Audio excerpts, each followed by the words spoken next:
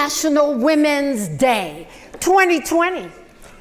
IWF Georgia, friends, supporters, and we focus on Women's Day. Internationally, we're IWF Georgia. Have you seen us? We are the physicians and the pharmacists and the nurses. We are health-allied professionals. We are the senior executives. Yes, we are CEOs. We're administrators and chiefs of staffs. We're jurists and attorneys. We are educators, those who teach to touch a life, counselors and consolers, and we're volunteers. For we recognize that if you really want to make a difference in the life of another, help somebody else. We are students who go into class to find the meaning of the lesson and not lessen the meaning of the assignment. We're IWF Georgia. We're bankers and investment experts. We're marketing and public relations. We're journalists and authors. We're orators, athletes, entertainers. And yes, we're businesswomen, for we understand that there's no business like your own business, and that is the bottom line. We're young and seasoned, women who connect passion and purpose. We impact that which others thought to be impossible. We know that a woman is a matter of birth, but a woman who makes a difference is a matter of choice. We're IWF Georgia. We are those who move from success to significance. So while some would say can't, we are those who say we can. We can investigate the resources, we can develop a plan, and we know that if you set a goal at nothing, it's for sure you'll hit it every time. So, IWF Georgia, we celebrate you for this state of the women. We focus upon all that we do on an everyday basis, because if the problems were less difficult, we would need someone with less ability to solve them. Good afternoon.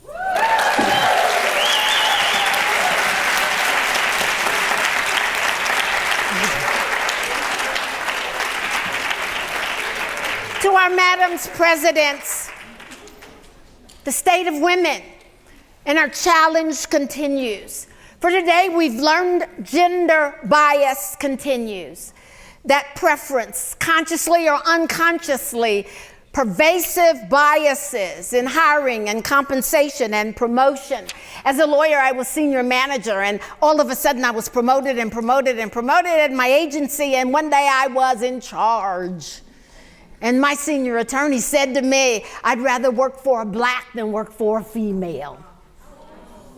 And I said to him, and which one did you think was going to change? Know this, we'll be disappointed and disallowed, disclaimed and disbelieved. As women, we've been disillusioned and discounted. We've been disputed, disquieted, and at times disrespected and just dissed. Some would tell us to wait. But those who tell us to wait, they have no frame of reference for waiting. For if they knew what it meant to wait, they would already know that we're the head waiters in line. IWF Georgia has Georgia on our minds.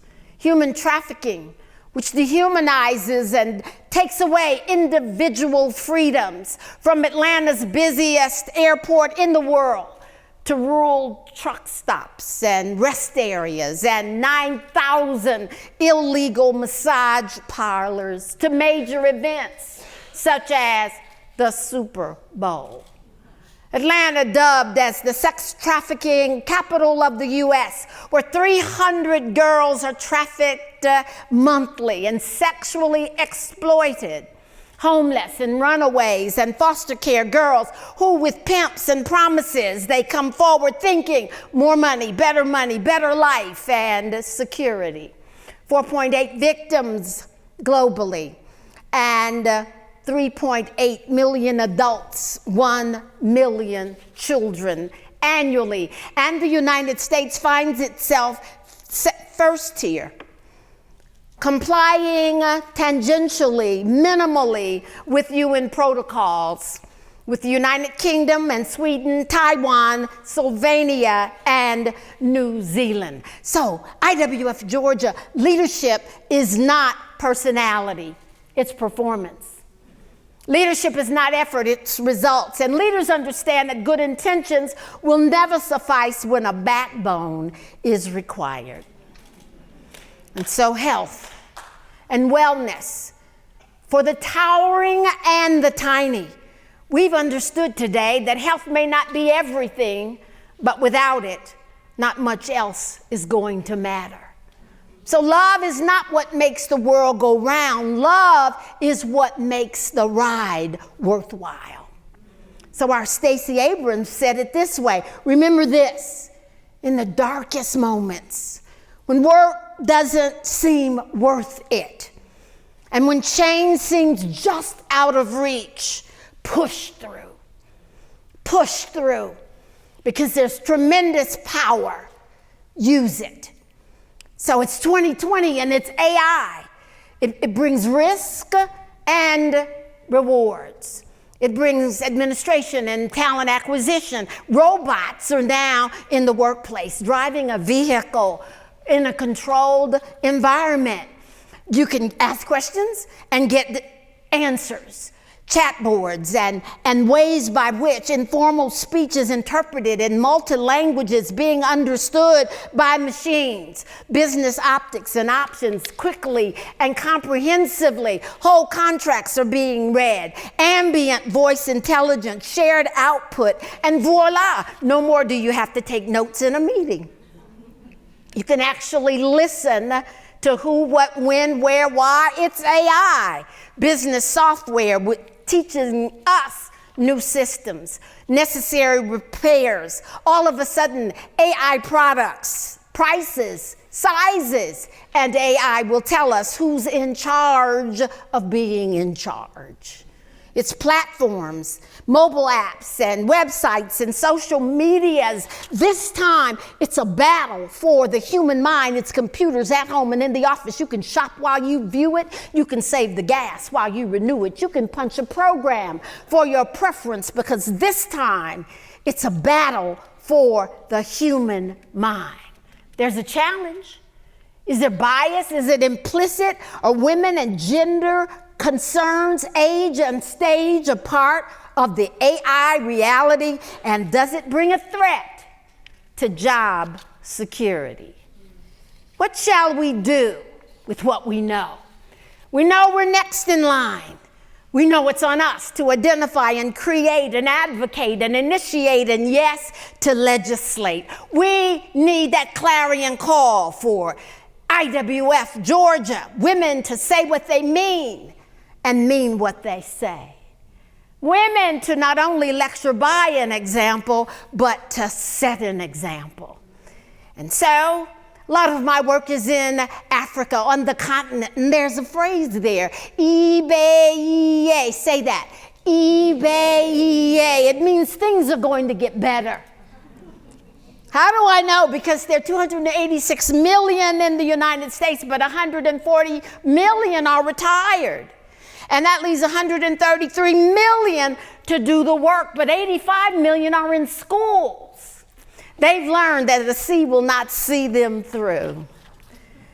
29 million are in federal government, and that leaves 19 million to do the work, but 2.9 million are in armed forces, putting themselves in harm's way every day for our safety. But that leaves 16.2 million to do the work, but 14.8 million people are in state and city government. And that leaves 1.4 million to do the work.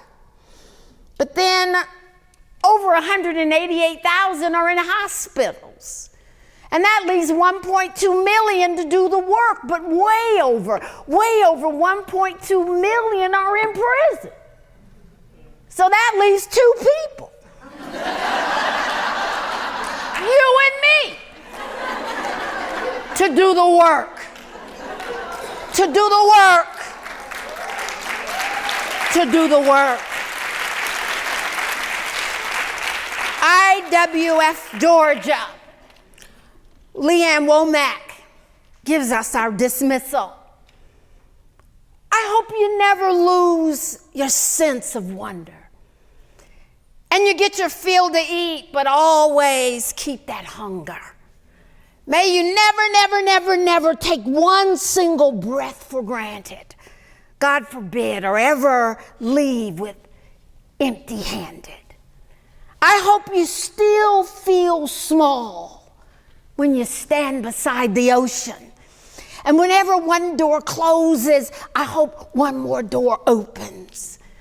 I hope that you will give faith a fighting chance. And when you get the choice to sit it out or dance, I hope you will dance. Never settle for the path of least resistance. Living might mean taking chances, but they're worth taking. Loving might be mistaken, but it's worth making. Don't let some hell-bent heart leave you bitter. When you come close to selling out, reconsider.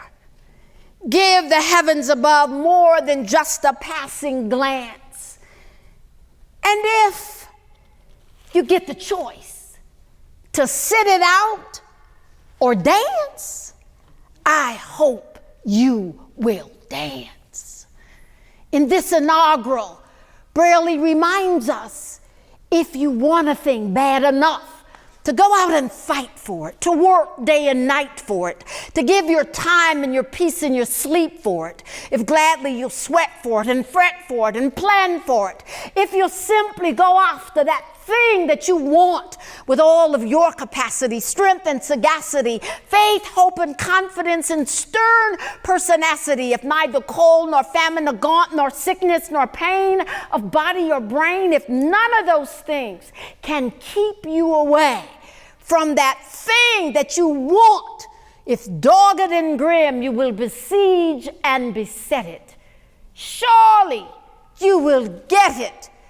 Go for it, because we're IWF, Georgia.